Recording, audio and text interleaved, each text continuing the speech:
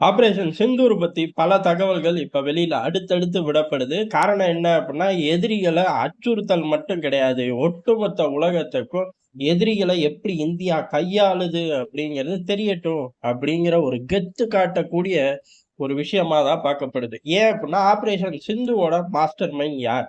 இதற்கு பின்னாடி எப்படிலாம் திட்டங்கள் தீட்டப்பட்டுச்சு அப்படிங்கிறது இப்ப இந்தியா அபிஷியலா வெளியில விட்டிருக்கு.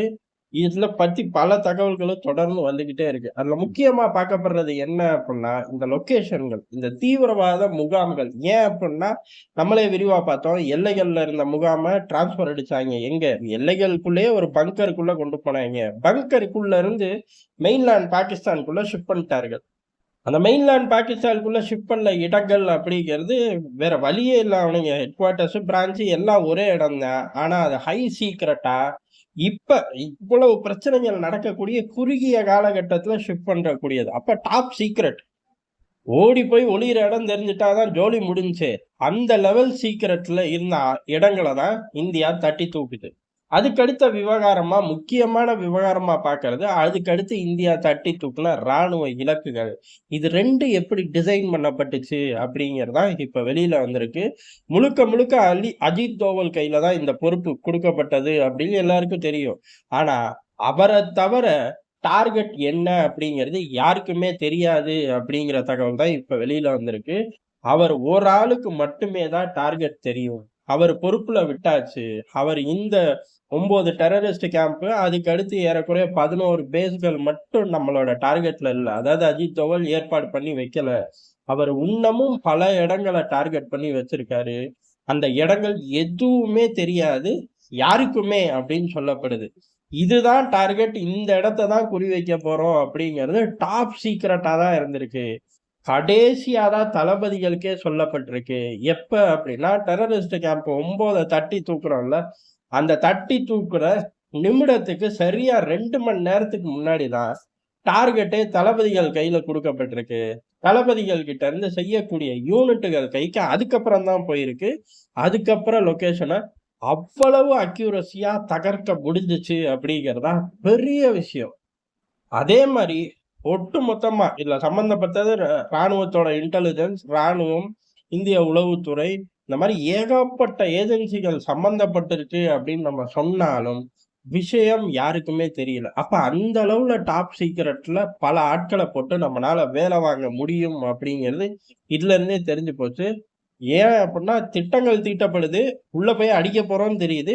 எங்க அடிக்க போறோம்னு தெரியல. அது பரவால்ல. எப்பயுமே போக்கூடிய அந்த பர்ட்டிகுலர் யூனிட்டுக்கே இறுதி நிமிடத்துல தான் தகவல் வரும். அதுவரை டாப் சீக்ரெட்டா தான் வச்சிருக்கப்படும். அந்த டாப் சீக்ரெட்டோட லெவல் அப்படிங்கிறது அந்தந்த காலகட்டத்துக்கு ஏத்தாப்புல மாறும். தளபதிகள் லெவல்ல இருக்கா? இல்ல உச்சபட்ச தளபதி கையில மட்டும் இருக்கா? இல்ல அத தாண்டி டெல்லிக்குள்ள இருக்கா? டெல்லிக்குள்ள எத்தன பேர்கிட்ட இருக்கு? இந்த மாரி வகை வகையா பிரிச்சுக்கிட்டே போலாம். அப்படி இருக்கும் பட்சத்துல தான், இது அஜித் தோவலுக்கு மட்டுமே தெரிந்த ரகசியம். அவர் மட்டுமே முடிவு பண்ண விஷயம். எவ்வளவோ டார்கெட் அவர் மனசுல இருந்திருக்கு. அதுக்கான ஒட்டுமொத்த டேட்டாக்கள், லிஸ்ட் எல்லாமே அவர் கையில இருந்திருக்கு. கடைசியில ஆப்பரேஷன் சிந்தூர் நடக்கிறதுக்கு சரியா 2 மணி நேரத்துக்கு முன்னாடி தான் தளபதிகளுக்கே இந்த டீட்டெயில் குடுக்கப்பட்டிருக்கு. டார்கெட் லிஸ்ட் எது அப்படின்னு.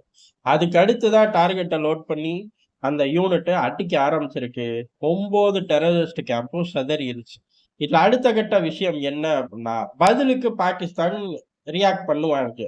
பாகிஸ்தான் எப்படி ரியாக்ட் பண்ணாலும் சரி, அது சின்ன லெவலோ, பெரிய லெவலோ, பூச்சாண்டி காட்டுறாய்ங்களோ, இல்ல எல்லைகள்ல செய்றாய்ங்களோ, எதுனாலும் சரி, அதுக்கு பதிலடி அப்படிங்கிறதும் மிக கடுமையா இருக்கணும் அப்படிங்கிறது தான் அஜித் தோவல் ஃபர்ஸ்ட்டே போட்ட திட்டம்.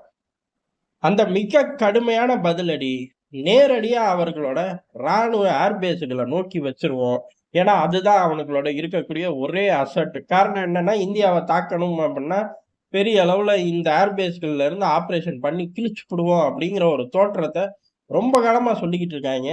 அத தாக்கி அழிப்போம் அப்படிங்கிறதும் சீக்ரெட்டாவே வச்சிருந்திருக்காரு.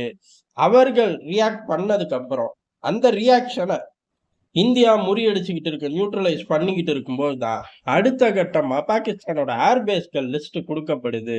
அதுவும் ஏறக்குறைய டாப் சீக்ரெட் தான். இறுதி நிமிடங்கள்ல தான் அந்த டார்கெட்டை லோட் பண்ண சொல்றார்கள். லோட் பண்ணப்படுது.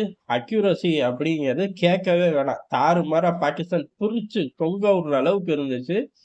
அந்த ஆப்பரேஷன் முடியறக்குள்ளயுமே வந்து கால்ல விழுந்துட்டாய்ங்க அப்படின்னு தான் சொல்லணும். ஏன் அப்படின்னா, இவர் மனசுல இது மட்டும் கிடையாது. மல்டிபிள் டார்கெட்ஸ் இருந்திருக்கு. 1 லெவல், 2ண்ட் லெவல், 3ர்ட் லெவல்னு போயிருந்தாரு. பாகிஸ்தானே இன்னைக்கு இருக்காது அப்படின்னு சொல்லப்படுது. அதுக்குள்ள கால்ல விழுந்துட்டாய்ங்க. இந்த 1 லெவல் டார்கெட் போய் முடிஞ்சு அப்படி திரும்பி பார்க்கறதுக்குள்ள கால்ல விழுந்துட்டாய்ங்க. இல்லை அப்படின்னா, அதிலேயே பேஸ் 2, பேஸ் 3 அப்படின்னு வெர்ஷன், மாடல் கூடிக்கிட்டே இருந்திருக்கும். பாகிஸ்தான் சிதறி ஏறக்குறைய 20 நாள்ல, அடுத்த 20 நாள்ல ஒண்ணுமில்லாம போயிருக்கவும் அதிக வாய்ப்பு இருக்குன்னு சொல்லப்படுது. ஆப்பரேஷன் சிந்து இப்படிதான் டிசைன் பண்ணப்பட்டிருக்கு. ஒட்டு மொத்தமா அஜித் தோவல் கிட்ட பொறுப்புகள் குடுக்கப்பட்டிருக்கு. அவர் மட்டுமே பல விஷயங்கள முடிவு பண்ணி, இறுதி நிமிடத்துல தான் மத்த டீம் மெம்பர்களுக்கே தெரிஞ்சிருக்கு. அந்த டீம் மெம்பர்கள் தாக்குற டைமுக்கும் இதுக்கும் 2 மணி நேரம் தான். நேரடியா அடுத்தடுத்த யூனிட்டுக்கு போயிருச்சு. அந்த யூனிட்டுகள் டார்கெட் எதுன்னு தெரியாமயே ஒட்டு மொத்தமா எங்கனாலும் சரி, எல்லைனாலும் சரி, பாகிஸ்தான்ல மைய பகுதினாலும் சரி, எங்கேயும் தாக்குதல் நடத்த அத்தனை ஆயுதங்களோட உஷார் நிலையில இருந்தா மட்டும்தான் இப்படிலாம் செய்ய முடியும்.